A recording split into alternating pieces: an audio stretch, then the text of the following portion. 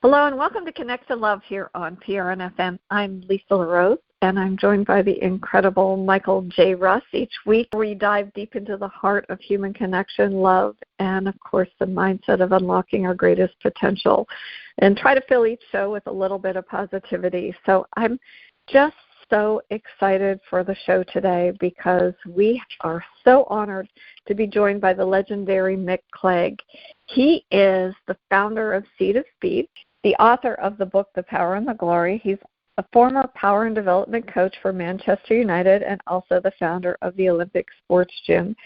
He is a father to 5 children who he raised into sporting excellence, and Mick has trained some of the biggest names in football, including Cristiano Ronaldo, Roy Keane, Wayne Rooney, Paul Scholes, and Ryan Giggs. But he's also had 40 years of experience in various other sports, including taekwondo, boxing, and Olympic lifting.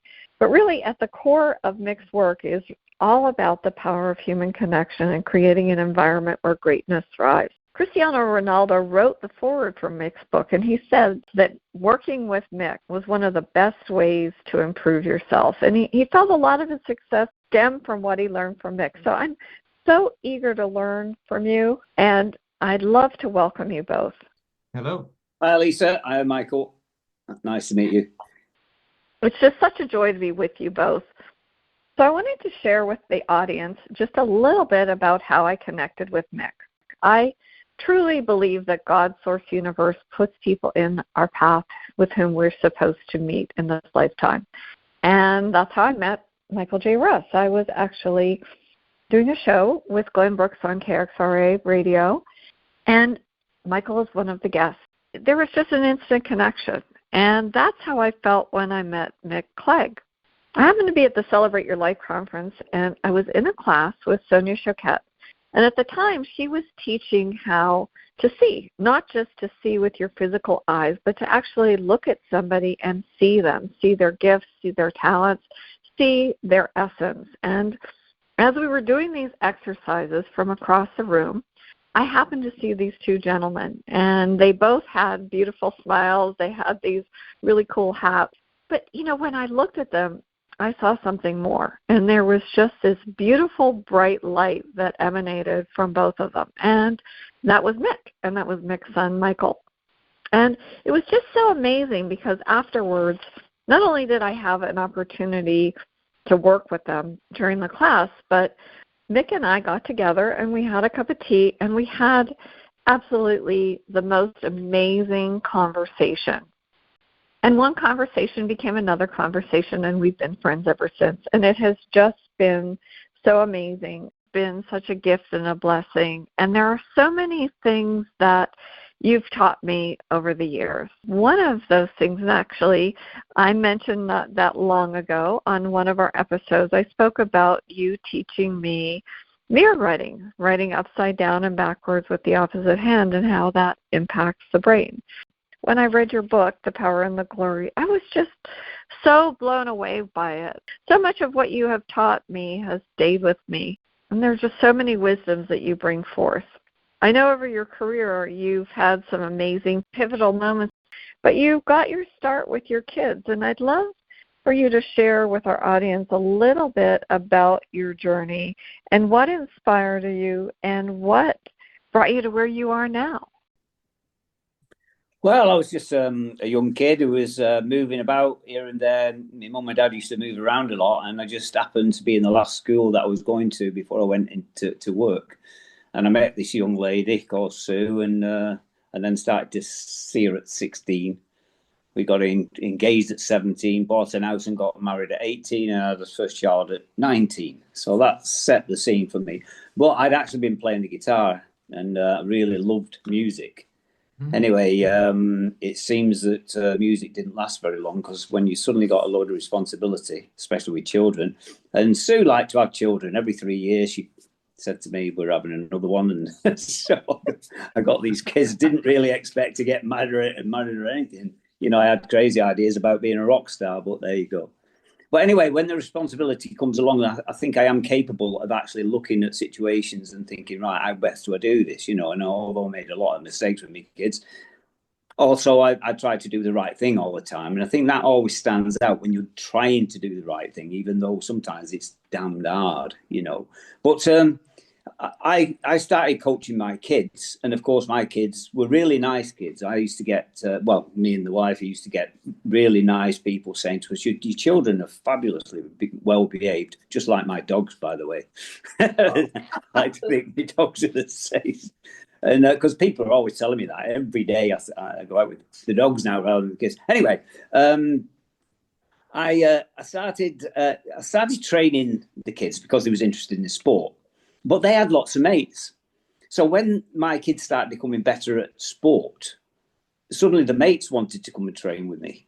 And I ended up with the gymnasium. And so I trained my kids and their mates. And then what happened at the schools that the kids were going to actually asked me to go into the schools to do coaching there.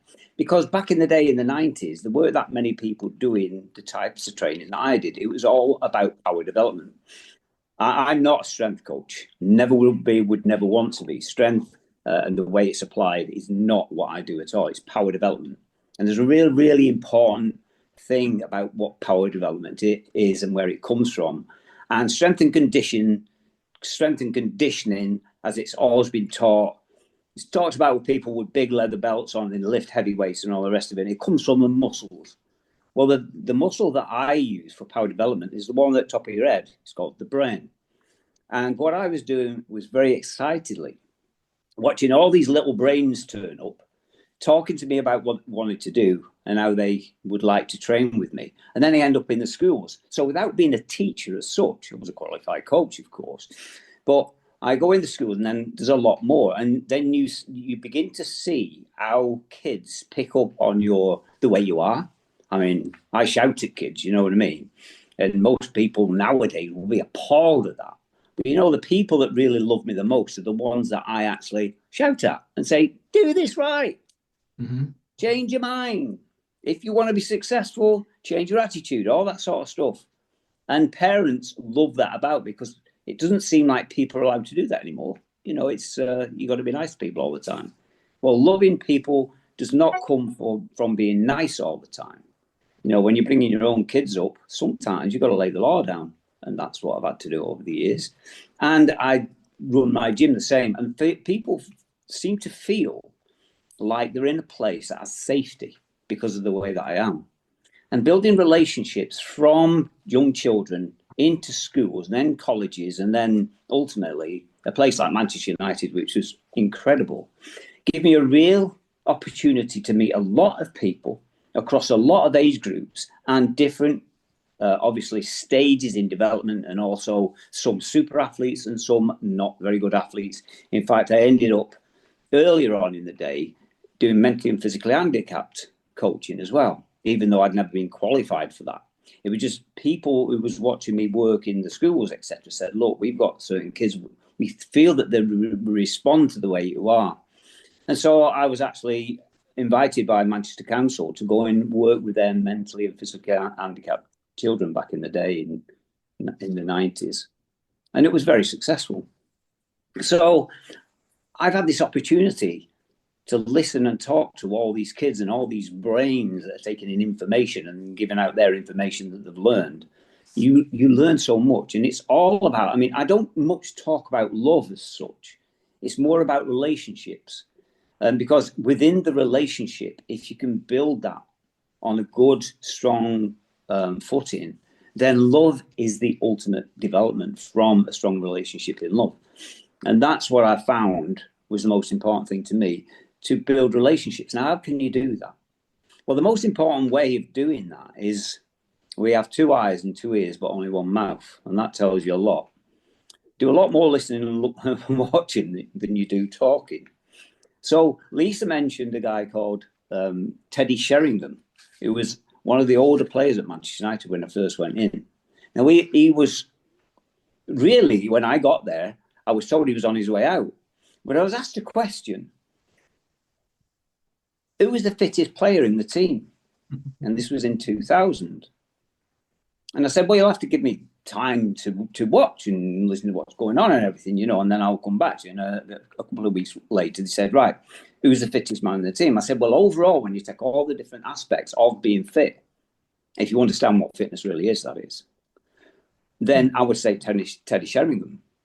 And they laughed because he was one of the oldest players in the team who was playing regularly, see.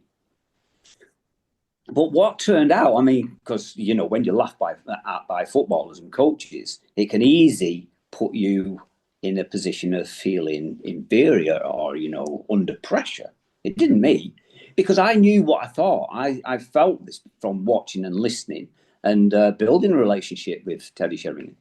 And he actually won the Player of the Year that year, which shocked everybody. And he was offered another contract for another year, which they weren't expecting.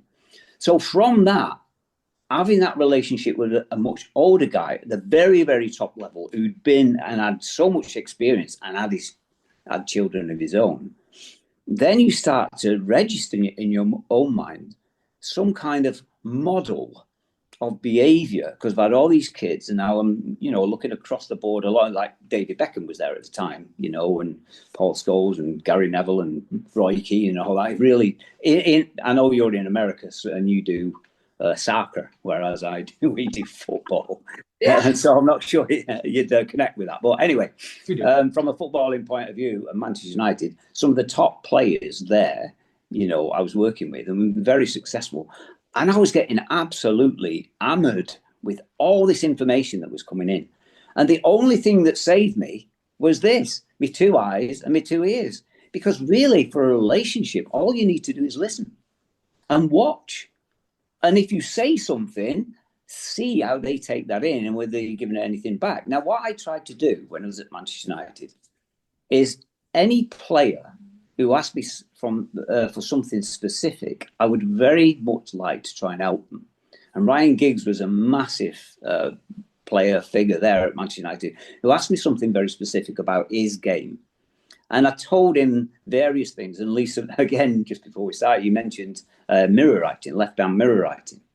Mm-hmm. And he's a right-handed player with a left foot. He played on the left wing.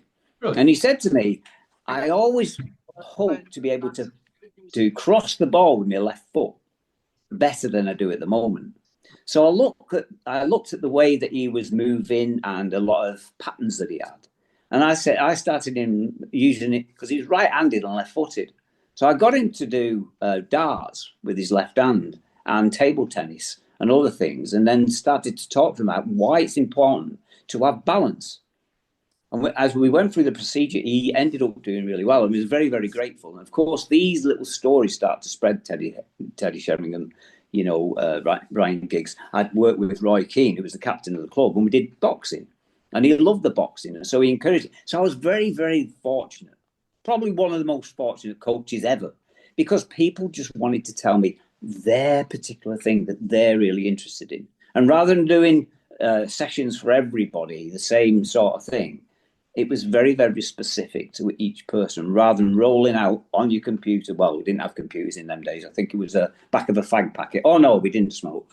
I never have, by the way. But, you know, bits of paper, you know, so it was a mind-boggling time of listening, learning, trying to understand and give back whatever information you had from your experiences of training kids. But to some decent level, you know what I mean? And yeah. I was able to give back, and then the relationships came. And of course, you fall in love with these people. They've got, you know, they had some shocking qualities as well as good qualities. But in the main, they were very lovable people. They wanted to be in a team rather than an individual. Mm-hmm. And it was a great place to be. So when I look back, I go through all the kids, you know, from young through the schools, colleges, then to United, and then I end up back with the young kids again. So that sort of set the scene for people asking me to do podcasts, to do writing, to do, you know, all sorts of different types of training. So I hope I haven't gone on too much there. Oh, my goodness, no. What you're sharing is just so absolutely amazing. You know, Mick, one of the things that strikes me is that you have this incredible curiosity, and also the fact that you have this willingness to listen. Those are just two very, very powerful gifts. And when we have curiosity like you do, and we seek things out, not only does it help us grow, but we're helping other people. And I think that what you're doing, you're following your passion, and it brings so much joy to life. I want to thank you for that, because it is such a good reminder for me to do the same in my own life, and it just makes my heart sing to hear you speak about it. So truly, thank you. Thank you. I thought it was fantastic. The idea of building relationships from a place of safety caught me, because that is one of the integral building blocks of building a relationship. People have to be safe, feel safe with you, and able to communicate with you. And if you're a great listener, which a lot of people unfortunately aren't, they just want to basically tell them what to do and not listen. Because, I'm making an assumption that, based on what you said, that a lot of players that you work with, you have to listen to all of them, and all of them are coming from a different place. And I find it amazing that you were able to bring that all together and create the right thing for them, and to be able to, again, bring it all together, even to just put it into a book. It's a style that you developed sort of experientially. That is to me fascinating, absolutely fascinating. Let me ask you a question. Did you, in some way, I'm big into self-talk, the inner conversation that we have with ourselves about, who we are, what we think of ourselves, and the actions and responses that we're taking in the world around us. Did you find a negative self-talk to be pervasive, or was that something that you had to deal with in any way to help them say, the way you're thinking about this maybe is not exactly the right way. Maybe you should be talking about yourself and what you're looking to accomplish on the pitch in this way. Was self-talk a big factor in what you as you listened and helped them along? Well, I think the thing is, that's why I said about eyes and ears. Because you see, as I got people, I always did consultation. Sit the guys down and do a consultation. Of course, nobody ever saw what I put down on these pieces of paper, but we talk about themselves, and then you can pick out certain things where they may need help. But I never said, "Can I help you?" I built a relationship where they said, "Can you help me?" Now, for me to be able to help them was, first of all, the consultation, writing the facts and figures down. Right. Because they may apply, may not either.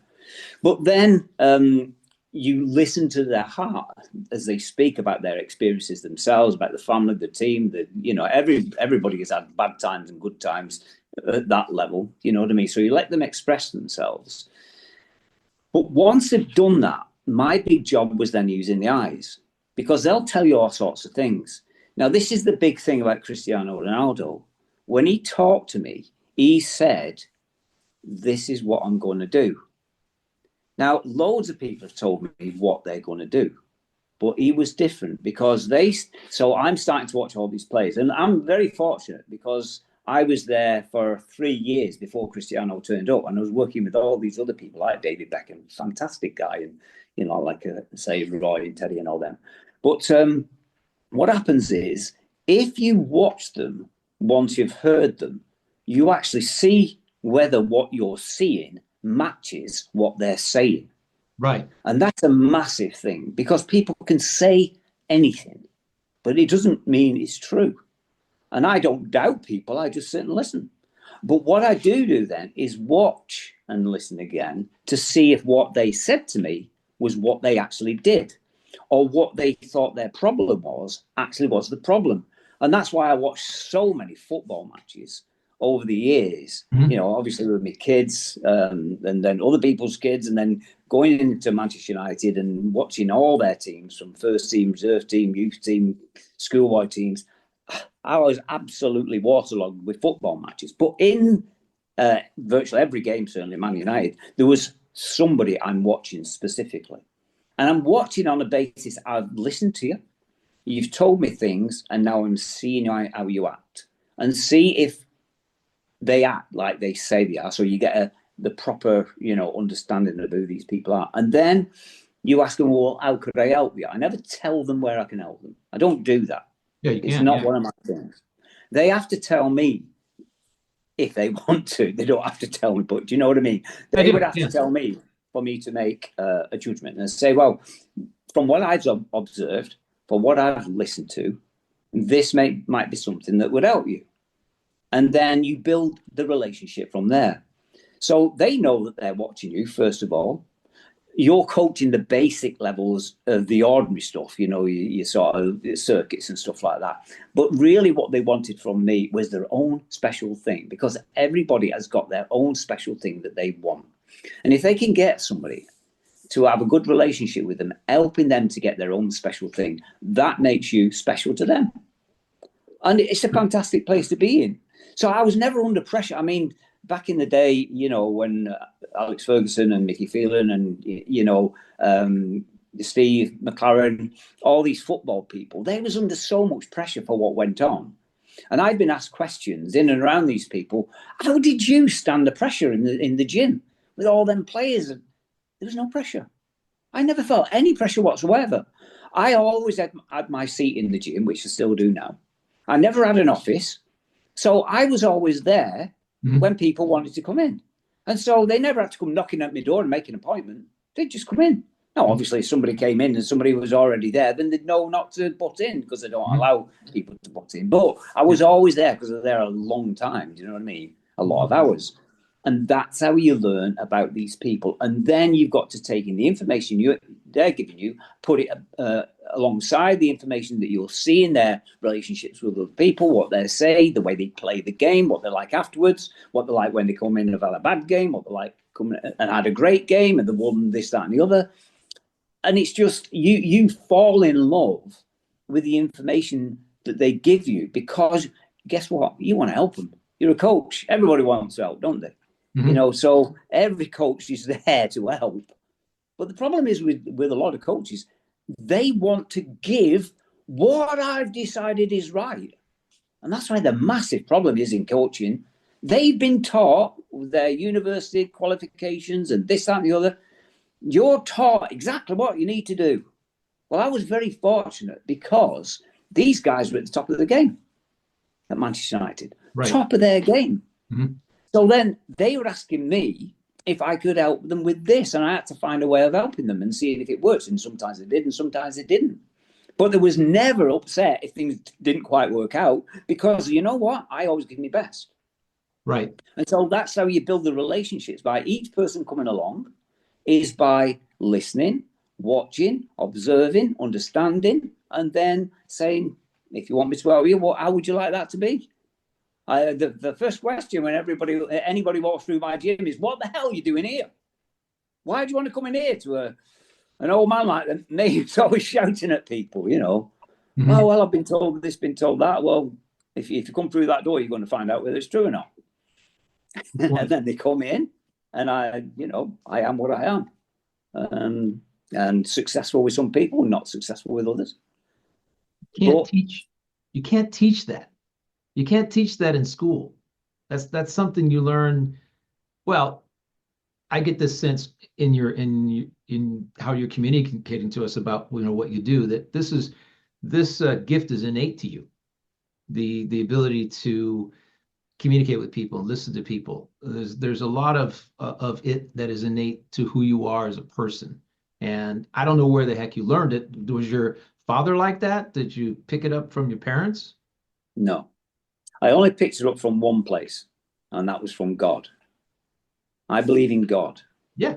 And obviously, people do and people don't. You go through pathways with these things.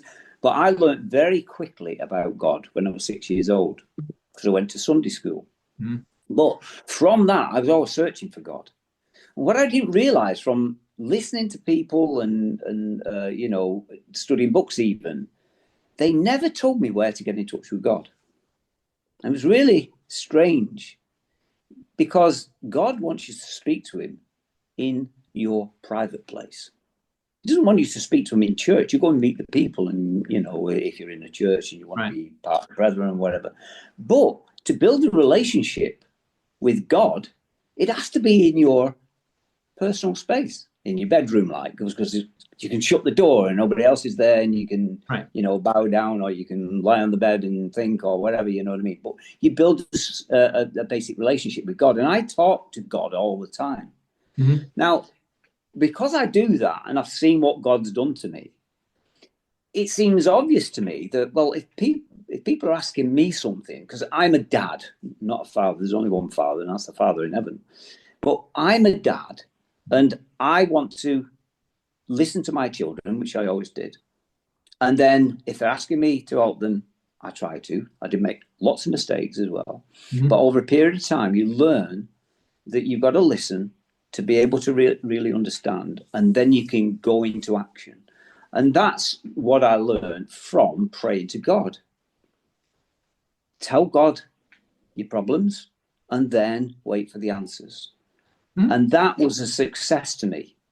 And that's what I do. I weren't taught it by anybody else or anything else apart from doing that thing. Mm-hmm. Find God in your private place, talk to your Father who is in heaven, and he will talk back to you. Now, he doesn't talk, you don't start seeing angels or flaming, he sends a load of words down. There is a set of words, and that's the Holy Bible that you can read, which is the Spirit of God. But he will connect with you, and he will show you the way, as mm-hmm. long as you're trying your very, very best to mm-hmm. do what he says you need to be doing. And it's as simple as that. That's how I learn. I say that every day. As long as I do my best, then I know that I've done well. And for me, that's to be kind, to be open-hearted, to be loving. And I know that's how you are. And I know that's how Michael is. I really admire you because you were so young when you became a father, and you really don't know what to do because nobody gives you an instruction manual how to be a parent to a child or how to be in a relationship. They don't. So you have to find your own path, and you have to trust, and you have to have faith. And in my life, I don't know how things are going to happen, but I believe that I'm divinely guided in everything I do, even in meeting you and Michael, and that the doors that are meant to open will open, and the doors that are meant to close will close. And I have to have the discernment to know the difference, whether or not to keep a door open or to close. And I think that's what makes a difference in becoming a good coach too, Mike, because you have to love and you have that guidance in everything that you do that elevates others. And I think that that's what you do. You were a young father, and I'd love for you to share a little bit about the exceptional children that you raised, because they are truly exceptional, and how that sort of segued into your career with Manchester United. If you don't mind sharing a little bit, I'd love for you to. Well, I will share it with you, but the first thing about being a father for me was this. Like I told you about, meeting the girl, getting engaged, getting married, buying a house and then having a baby. My first son, Michael, I didn't see him be born. I was actually a guitarist in a band, and I was out playing, and I didn't see him be born. Do you know what I mean? And I think that went against the grain, obviously, with his mother. But it didn't stop her still wanting to have more children, so I was fortunate in that, you know what I mean? Yeah. But then, obviously, you start these relationships. The thing that I found is that I was more successful with my kids once there was all around, by being the same again. Let's get together in a private place, because you can talk as a family, but you've got very often too many minds, too many people thinking different things. Mm-hmm. That's why personal relationships are so important, one-to-ones. So important. So, I would talk to Michael, my eldest, the most, of course, because he was the eldest, so he had most of my time, in comparison with the others, if you look at the time thing. But, I would talk to him, and then you build a relationship, and he was a very, very good lad. And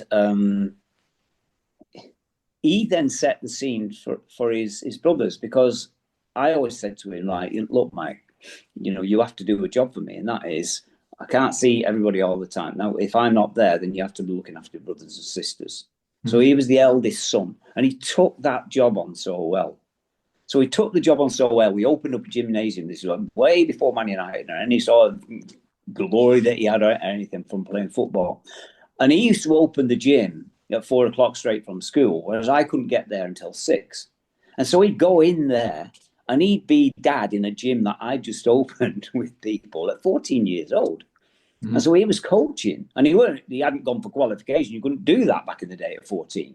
But he was there and he watched his dad, and he heard what I said, and then he would implement the same stuff as I was doing. But of course, he was a clever lad, and he knew what to do. But guess what happens then? He has this young brother, and his brother doesn't want to be, back at home when he was getting to the 12, 13 years old. So he used to come to the gym when his brother there first, and he really preferred going to the gym when his brother was there than when I was there, because, I do have this, shout at people sometimes, you know what I mean? But Mark, my second son, he wanted to play basketball, whereas Michael was playing football.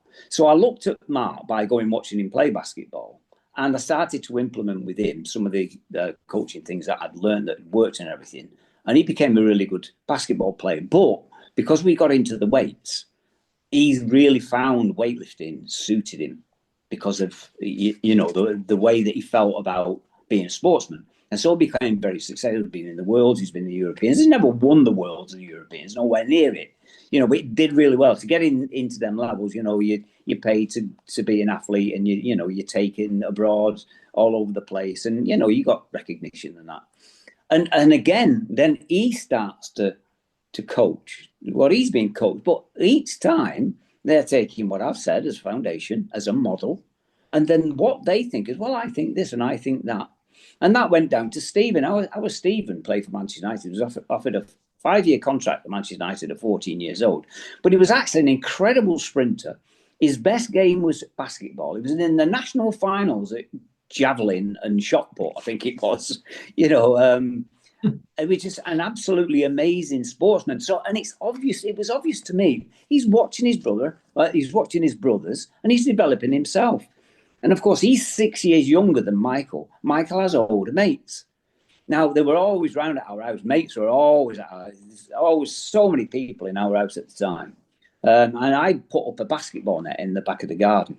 And they just played for hours and hours. All the lads came, and girls, And then eventually it filters down to Mandy. And it's like you start something and they pick up on it.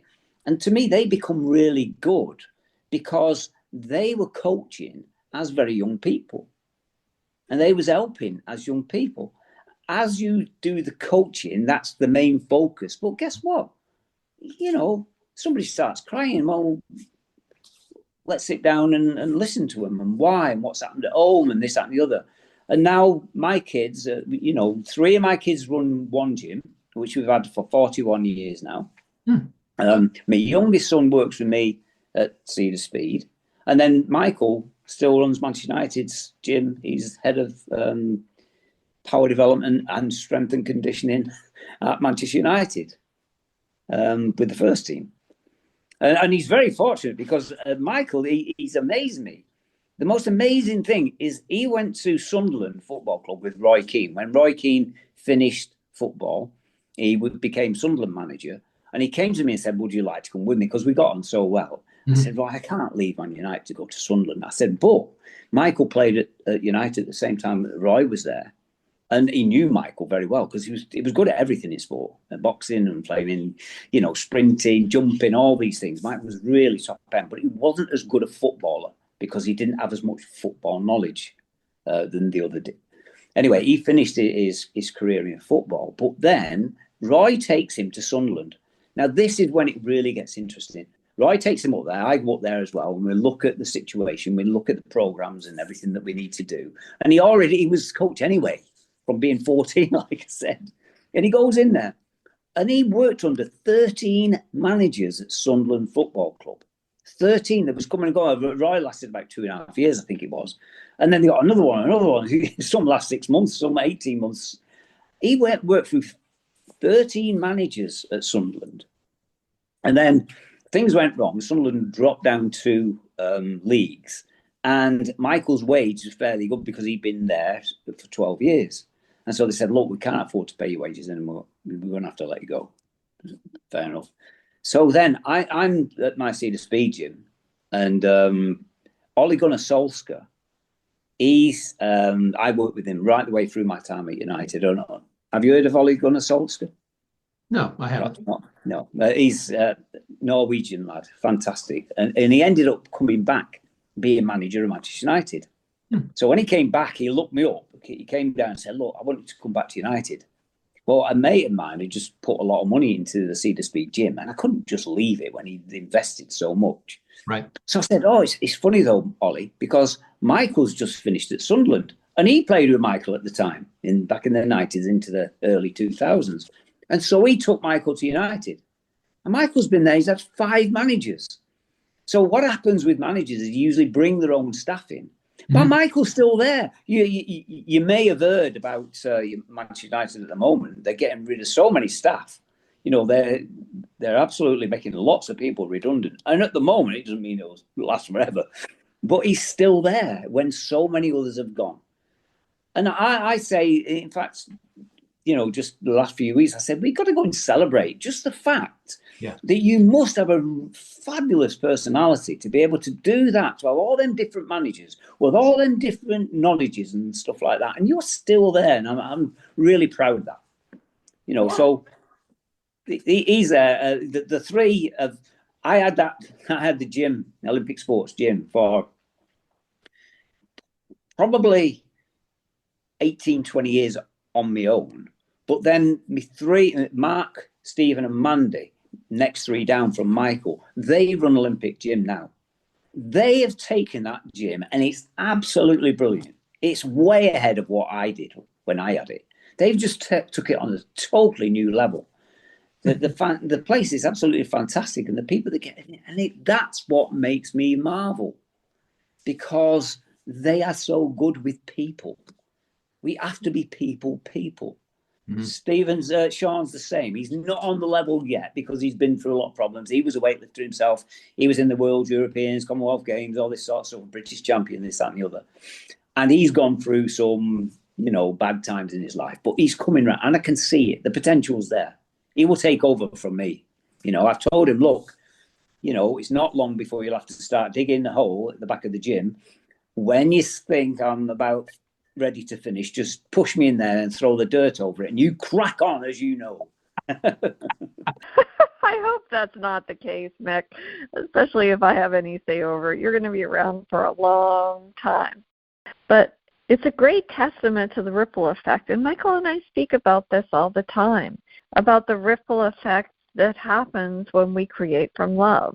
And your gym was born from love. Your children were born from love. Everything that you have done and everything you have touched has been born from love. And it creates this amazing ripple effect. You don't know who is watching. In your case, your children were watching each other. They were watching you. But we don't know who's actually going to be impacted many years from now by what it is that we've created. And I think that's really beautiful. Great ripple effect that you've created in your life with all the people that you've helped. And I can see why your kids have turned out the way that they are. It's just they've been sponges, and you've been the water that's just filling them up with all this goodness, all this love and caring, and you've been a model for them that's what you'd write a book about to me. I mean, there's a lot of parents out there. There is no book. There's no way that they can figure out, you know, what's going on. They're running around in 8 different directions. This is the digital age. It's to this, it's to that. Parents are working 2 jobs, and there's not enough time for their kids, and they don't listen. They tell. I mean, all this is going on, and we wonder why. You're absolutely spot on. That's music to me, is you saying that, because that's what I'm telling people all the time. Carry on, Michael. Carry on. Yeah, no, I mean, it's what I see, and it's what you know, just what I glean from the world. People, a lot of parents are wondering why their kids are turning out the way that they are, and it's, you know, I'm 67 years old. I don't know what your age is, but well, I'm the same age as you.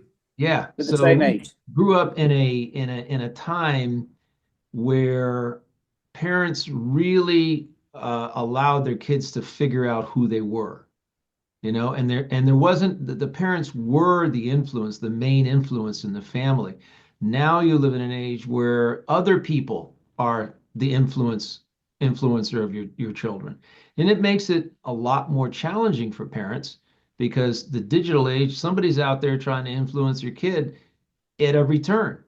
And you have to be on it. You have to be on it, understanding. It's interesting because I mean I was tell this that my girlfriend's son who lives down the street got 3 kids. And first thing he said was no cell phone until you reach 14 years of age. None, right? He's 39. So his first daughter reached 14. She had great grades. She did everything else. She did dance. She did soccer. She did, my gosh, basketball. She did everything, right? And then she got a cell phone, and they set limits on what she could do. And the other 2 kids in the family don't have cell phones. They sit down together, they eat together every evening. I mean, he's like a fabulous father, and even my girlfriend wonders where do you pick this up from, right? It's just you have to be attentive, and a lot of parents just don't have the time to be attentive, right? But this whole listening aspect of things, a lot of parents do listen and tell and not listen. And you can't figure out what's going on in a kid's head unless you start asking questions and let them tell you. Give them the space, of course, and the freedom to be able to say, here's what's going on, right? And the comfort without knowing that the belief that they're not going to be chastised for what they say. Because if you want behavior to change, you've got to let people tell you. And I think that the most important thing that you said here for me, and that can be applied to relationships of all different kinds, is to simply sit and listen. Let them tell you instead of if you'd like even your mate in a relationship to change their behavior, telling them, interjecting your own ideas isn't going to do it.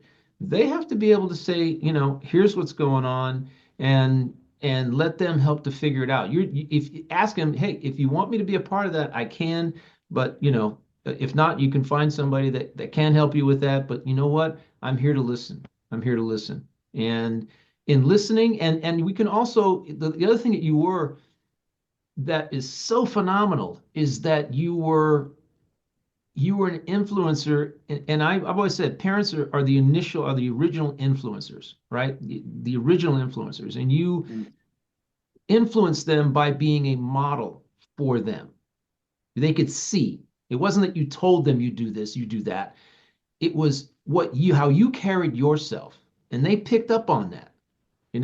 It's unique, but we wonder why kids are in such a bad way, and it's because they're actually looking at their frantic parents.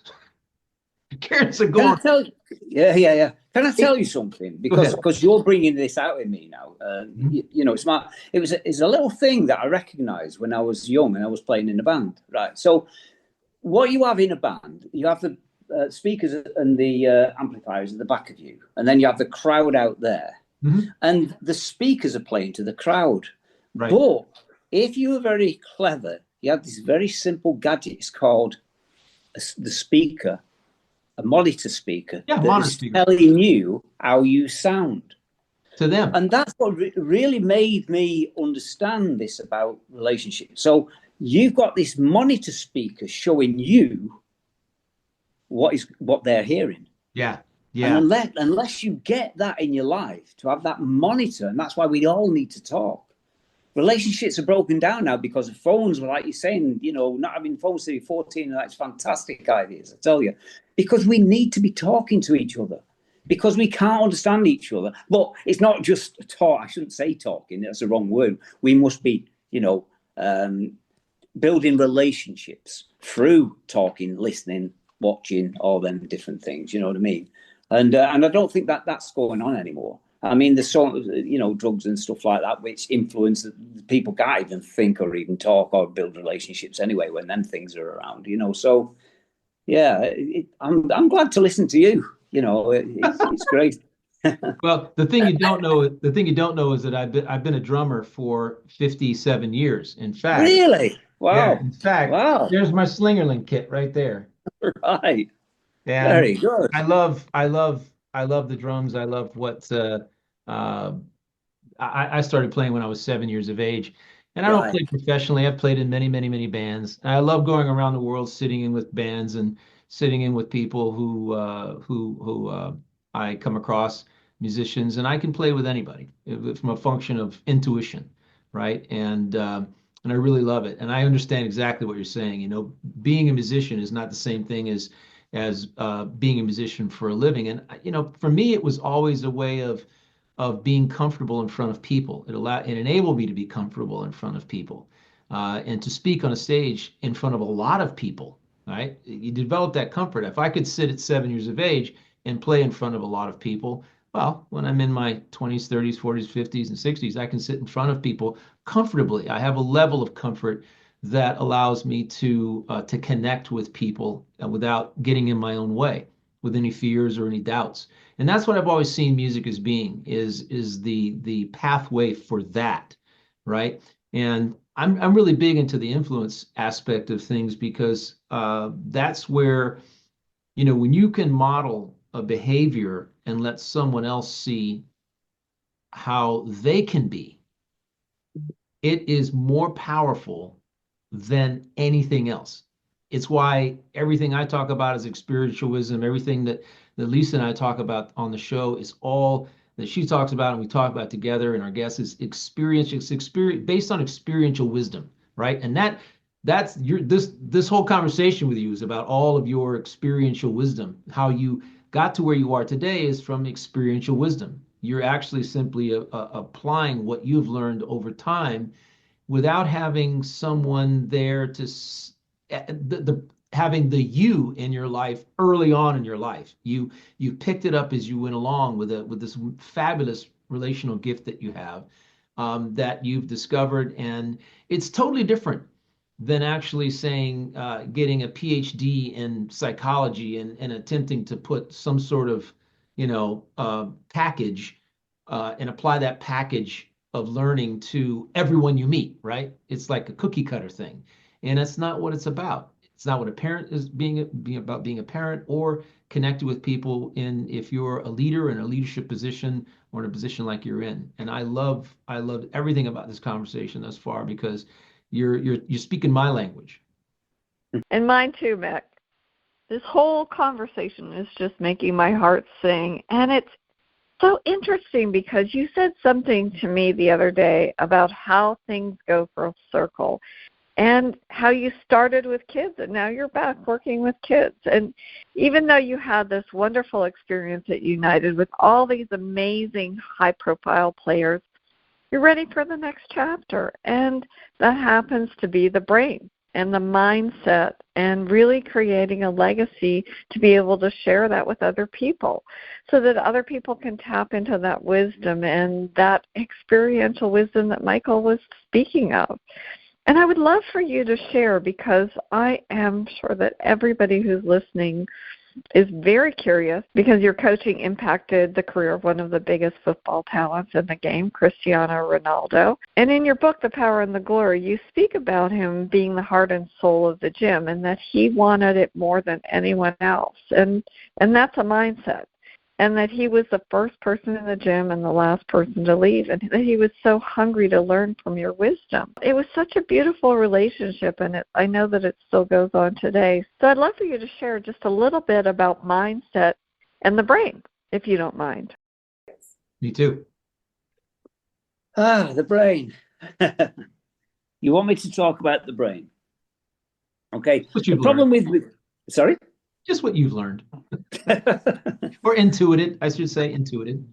Well, I mean, obviously, I'm here on holiday, and the focus of the holiday is to write the book, and the book is about the brain because the brain is the control, Mr. Controller.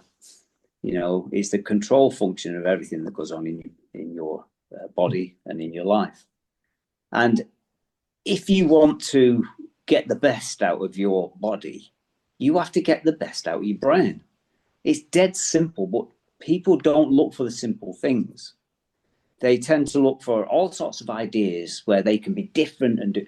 Well, no, you got to get back to simple lifestyle. How do we cultivate a great brain? Well, the first thing is, you could say, well, I've always trained. I've had a gym for all them years now, 47 years or something like that. So obviously I train. I still train now. I still train 4, 5, 6 times a week. Never do a lot. I'm not an extremist. Most people, when they start training, they become an extremist. And if they start doing the weights, they want to end up being, lifting heavy weights. If they want to do running, they end up going marathons. People say to me, how many marathons have you done, Mick? Why would you do a marathon? What? You've never done a marathon? No, I never would. Why would I want to do that? Extremism. Well, people get injured and hurt and ill from doing these things. It's crazy. It's the same with the weights and the same with so many different things. Why don't we look at training or being a gym from a health point of view? Let's get health benefits from training. So with that, that's why, this book is about the brain utilizing training principles that are going to give them health. Now, we all know, I'm sure that your diet is fabulous. I try to make sure mine is, and I have done for a since I started training. You've got to have a good diet if you want your brain to live properly, to think properly, to act properly, and to grow properly. Sleep. You've got to have good sleep. I'm one of them who I have a nap around about dinner time, 40 winks. I work in the morning, then I have a nap, and then I can work all day and evening as well. But if you don't sleep enough, then you're not going to get the best out of your brain. You need enjoyment. You've got to be doing something that you enjoy. If you're not enjoying what you're doing, you need to change what you're doing, because you will never be happy and you'll never have a good brain, because that brain is functioning on all these different emotions. And if you're upset, tired, you're stressed out. This is all I hear nowadays. I'm stressed about this. Yeah. I'm stressed about that. I'm stressed about the other. Everybody's stressed about everything. You know what I mean? Mm-hmm. You somehow got to go break through the stress. Yes, there is stress factors all around you, but you've got to live in that bubble that stops the stress getting in. Most people can't do that. And I really feel sorry for them. That's why I want to create this model to give them some hope. Very few people will read what I'm doing, I can assure you, because it's too simple. Michael, have you ever seen my dog? Your dog? My dog. Can you see him now? No. Look at it. Oh, beautiful. Yeah, so he's a German Shepherd. Yes. Do you know what his name is? Well, you don't, obviously. He's called T. Big letter T. T. Do you know why I give him the name T? Why? Because it's dead simple. When I say T, he knows immediately I'm talking to him. T. It's dead easy, isn't it? People give dogs these long names that they don't understand, and it takes them all over. Keep life simple. He's called T. He knows me. You know what I mean? But we have a great relationship because it's simple. Dogs are very simple creatures, but they hear, they see, they smell, they feel so much. But it's all simple as compared with human beings, because we are so complicated. We can reduce ourselves to simplicity. So if you take the training, take the diet, take the sleep, get some enjoyment in your life, then prayer and meditation, to me is absolutely essential to have that place to go on your own. And I speak to the Father, and in the ways that he does it, he speaks to me. He makes me feel safe. And that's one of the most important places in any relationship, is to feel safe. I know T feels safe in my company. That's always what I've tried to give to my children, safety. When people come into the gym, they feel safe. Yes, they might get shouted at because they've done something wrong and they should have thought differently, or I'm just trying to get them to learn, but they feel safe when I've said what I've said. Some people don't, and they go, and that's the best place for them. So prayer and meditation, fasting is very important. It's stated very clearly in the Bible, about fasting. It's so important to really get to know the spiritual side of things. And people don't fast often enough. I don't fast often enough. And it's one of the reasons I've come here to get my life sorted out again, because you go through phases in your life. You think you're under control, and then you're not under control. And when you get away, like I'm on this little island in Ireland, Achill Island it's called, and I'm with T, and there's one house, every, half a mile. Right. So complete peace on his own, and we got to work it out together. And all I want to do is sort my life out, because I have so much to do and I want to live life. I'm glad I have so much to do, but I know I need to know how to handle it. So I'm here speaking to God most of the time in my private place. And he gives me the Holy Spirit to work with, to show me what I need to do. And I do what he says in the Bible, and I keep the holy days, which is very, very important. Mm-hmm. And when you start doing as God asks you to do, you'll find it will give and give and give, and your life becomes complete. And that's what's happening to me. So now I believe that God is saying to me, in a way, it might be worthwhile just writing down what you've done, where you've been, where you're going, and show people. Not many will read it. It doesn't matter. Because you know what? If one person read your life's work and it made a difference to their life, then it's worthwhile doing. Because how many people can you really influence? Now, yes, we hear about these influencers who've got millions of flaming people who follow them on all these fake things. People. Exactly. It's all fake. Yeah, it's all fake. All fake. Yeah. Exactly. Yeah. We could influence one person, you're in great shape. Exactly. You've done it. You've worked your magic. Well, no, I'm not happy with that. I want to influence another one before I'm done. Before he's dug that hole in the back of the gym that he's going to throw me in, Sean. You know what I mean? Bound to happen. Bound to happen. Bound to happen. So that's absolutely fabulous. That is. So write a parenting book while you're up there. Okay, make that part of your repertoire of writings. Well, I think parenting is very, very simple, to be honest with you. Of course, it's complex, just like the brain is. You look at it, oh my God, the complexity of that. But when you break it down, and that's what I'm trying to do here, into a model, the model is to take the complexity out of something and make it simple so you'll understand each stage, and then you can put it together. And so in a way, I'd like to think like my father's taught me, and I don't mean my dad, my Father in heaven has taught me the simplicity of being a parent. He is my parent. And then I transfer that to my children, and hopefully them to their children. And anybody you come across, you will be working with them, hopefully, if they want to. Keeping it simple. Keep it simple. Yeah. And you could be marvelous with simple. Once you start making things complex, it's complex situations to get you out of complex situation. So keep it simple situations. You can have simple answers for it. And so I live a very simple life. I really do. But I have this thing around me where I've watched other people. I've tried to understand what they've gone through. Both my mum and dad died alcoholics. Like when my dad was 60 and my mum was 65. They're alcoholics. Why? They had great lives. Yeah. Why did they die? They had 3 children, and it was crazy. And I drink a little bit, but certainly not like they did. So it's getting a picture of what is right, and then making sure as you're going along that picture stays right. And if it stays right, stick by what you know, because you start going off on tangents, thinking you know this, thinking you know that. Like I've read loads and loads of books, you know what I mean? Like I'm sure you have as well, all sorts of influences back in the day, Napoleon Hill and Think and Grow Rich, and you must have read. We've all read them. Yeah, exactly. Yeah. So all that type, you can go off on a tangent. They can teach you things, but you've got to be careful not to go off on a tangent. True. And so I like to keep it simple. I have a simple life, and I'm very, very fortunate. And I'm very fortunate being able to express myself to 2 learned people like you and our lady there. Oh, thank you, Mick. Lady Lisa, there she is.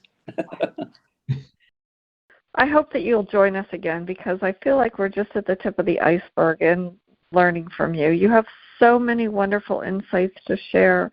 It's been absolutely delightful. I'm so grateful. And I really, really thank you very much for taking the time on your island, in your solitude, your fortress of solitude, to, hang out with us here for an hour. It's fantastic. It's been very, very learned. Appreciate it. Yeah, it's fun. It's fun. And I appreciate it. I'm very thankful for you taking the time, and I hope we can do this again, Mick. Definitely. Absolutely. Yeah. I can tell you're really nice people, and it's been good to be with you. Excellent. Excellent. Lisa, till next time. So until next time, may you all have peace and love in your heart. Take care. Until we do this with you again, I'm loving it. Love life, buddy. Bye. Thank you.